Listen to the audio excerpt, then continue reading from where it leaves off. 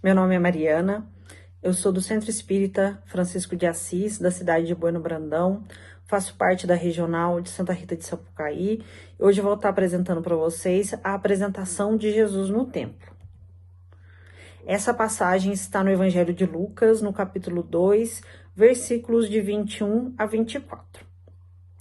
Quando completaram os 8 dias para circuncisá-lo, foi-lhe dado o nome de Jesus, conforme fora chamado pelo anjo antes de ser concebido no ventre. Quando se completaram os dias para a purificação deles, segundo a lei de Moisés, José e Maria o levaram a Jerusalém para apresentá-lo ao Senhor.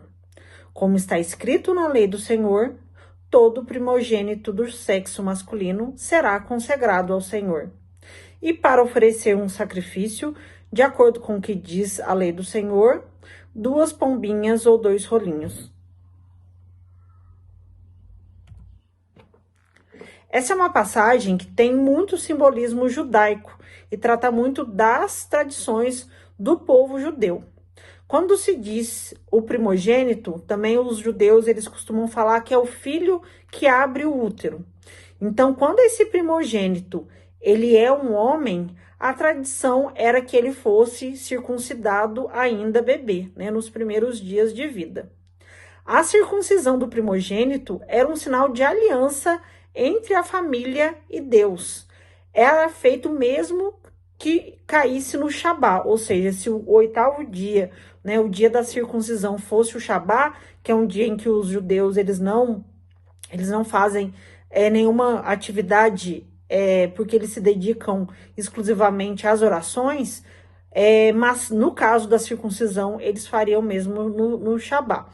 A lei da circuncisão para os judeus, ela está em Levítico e ela é uma homenagem aos primogênitos que foram mortos quando os judeus ainda eram escravos no Egito.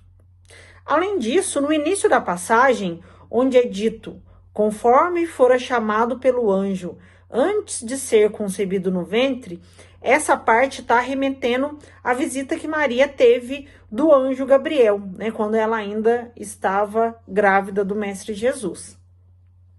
Para os judeus, as coisas mais sagradas são os templos, né, as sinagogas. A gente tem outros tipos de templos, como, por exemplo, o Muro das Lamentações, que foi o que sobrou do Templo de Jerusalém, e também a família. A família é muito sagrada para os judeus. E nessa passagem da apresentação de Jesus no templo, ela mostra essas duas partes, tanto a família quanto o templo, né? Da importância tanto da família quanto do templo judaico para a comunidade judia, né? Nessa passagem, Jesus, né? Ele se apresenta no templo, né? Ainda criança, isso era costume, né, por ter sido o primogênito. O templo de Jerusalém, ele pode representar, inclusive, o próprio Deus na terra. Na Páscoa judaica, né, a Páscoa judaica é a comemoração do fim da escravidão dos judeus no Egito, né? Os homens, né, eles tinham o costume de peregrinar até o templo. E o templo é tão sagrado que o próprio Jesus, em outra passagem, ele expulsa esses vendilhões, os vendilhões do templo, né, porque era um ambiente sagrado e lá não poderia haver nenhum tipo de negociação ou de comércio. Além da circuncisão, a passagem fala plural, no plural, eles, deles, né, e não só de Jesus. Em outra passagem, né, que está em Levítico, consta que a mãe tinha que passar por um ritual de purificação.